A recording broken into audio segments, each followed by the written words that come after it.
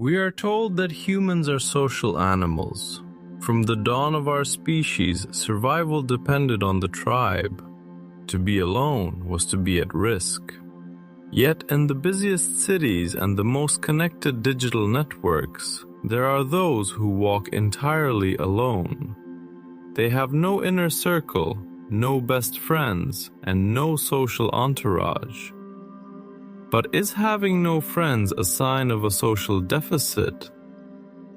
Or is it a calculated psychological state? Today, we peel back the layers of the lone wolf to understand the complex psychology of those who navigate life without a pack. For many, the absence of a large social circle is simply a result of a high degree of introversion. These individuals don't lack social skills, they lack social energy. They find that the cost of maintaining friendships, the small talk, the obligations, and the constant coordination, drains their mental battery more than it recharges it. They prioritize intellectual autonomy, finding more fulfillment in their own thoughts and projects than in the collective noise of a group. Psychologically, some people have an incredibly high bar for what they consider a friend. While others might have dozens of acquaintances they call friends, these individuals see friendship as a sacred, deep-seated bond.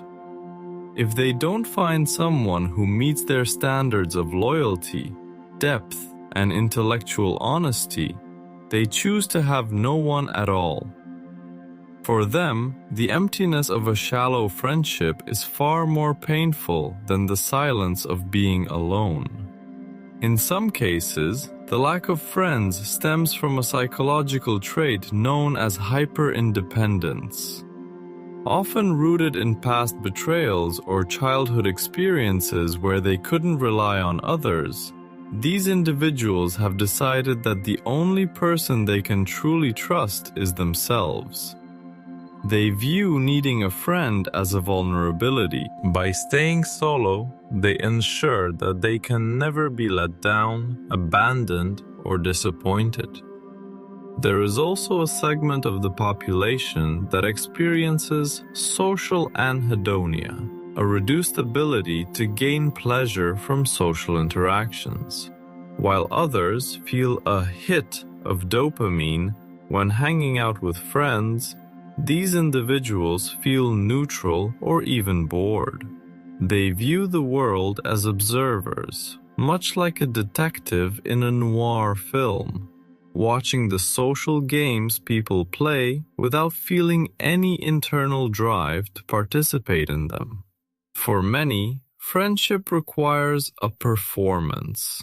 You have to be funny, supportive, and engaged. For those who suffer from social burnout or high masking neurodivergence, this performance is exhausting. They may find that the only place they can truly be themselves is in total isolation. In their solitude, the mask comes off, and for them, that peace is worth the price of loneliness. Psychological research suggests a fascinating link between high IQ and a preference for smaller social circles. For highly intelligent individuals, the tribal need for frequent social interaction often diminishes. They are more focused on long-term goals and abstract problems.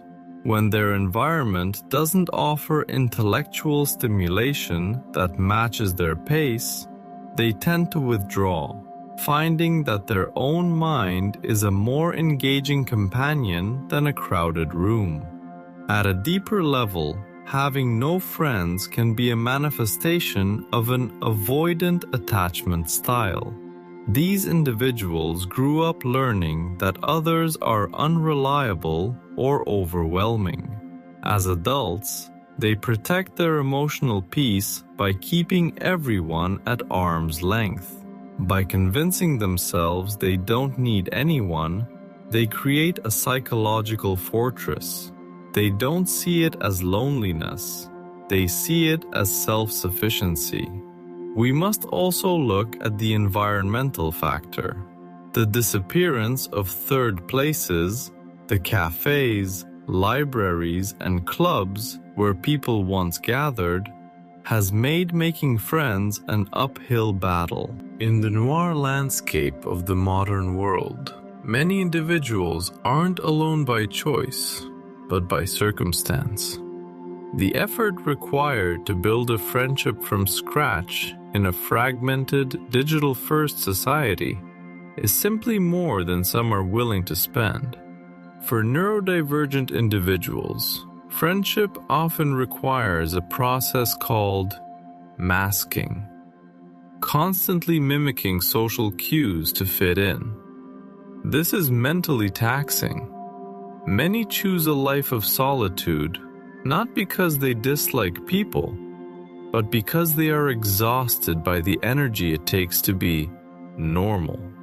In isolation, they find the freedom to stop performing, making the absence of friends a form of sensory and emotional recovery. Throughout history, the hermit has been a figure of wisdom and strength. Psychologically, some people embrace this archetype to seek clarity. They believe that the influence of others pollutes their authentic self. By removing the noise of friendship, they gain a sharp, unbiased perspective on reality. They aren't running away from society. They are stepping back to see it more clearly. Friendship, at its core, is a risk. It requires opening up, sharing secrets, and allowing someone else to see your flaws. For those with a deep-seated fear of vulnerability, having no friends is a way to remain invulnerable. If no one is close enough to know you, no one is close enough to hurt you. In their world, the safety of the shadows is preferable to the exposure of the light.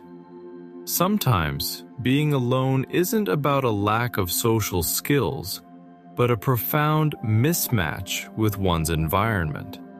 Psychologists find that people with niche interests, unconventional worldviews, or rare personality types often feel like they are speaking a language no one else understands.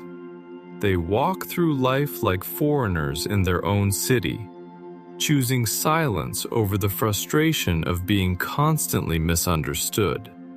We cannot ignore the role of past social trauma. Bullying, betrayal by a close confidant, or toxic family dynamics can rewire the brain to see other people as a source of threat rather than comfort. For these individuals, isolation is a sanctuary. Their lack of friends isn't a personality trait, it's a survival strategy. They have built a wall to keep the world out because they remember what happened when the gates were open. There is a branch of philosophy and psychology that views solitude as the ultimate human condition. Some people embrace existential solitude, the realization that we are born alone and die alone. They don't seek friends because they find the pursuit of social status or belonging to be a distraction from the deeper questions of life. They are comfortable with the quiet because they have made peace with their own mortality. In the modern age, we have replaced human companionship with digital substitutes.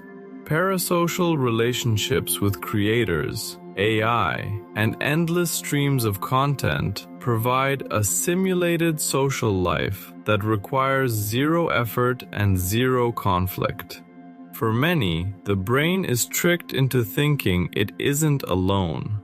Why navigate the messy, unpredictable reality of a human friend when you can have the perfect, controlled comfort of a digital screen? Ultimately, having no friends isn't a single story, it's a spectrum. For some, it is a fortress built from past wounds. For others, it is a quiet garden of self-discovery and intellectual freedom. In a society that treats popularity as a metric of worth, choosing the silent path is perhaps the most difficult journey one can take. Being alone doesn't always mean being lonely. Sometimes it simply means you finally found a companion in yourself that is worth the silence. But what do you think? Is a life without a social circle a sign of strength or a hidden struggle? Whether you're a lifelong lone wolf or someone who found peace in solitude later in life, share your story in the comments. Your perspective might be the very thing someone else needs to hear today.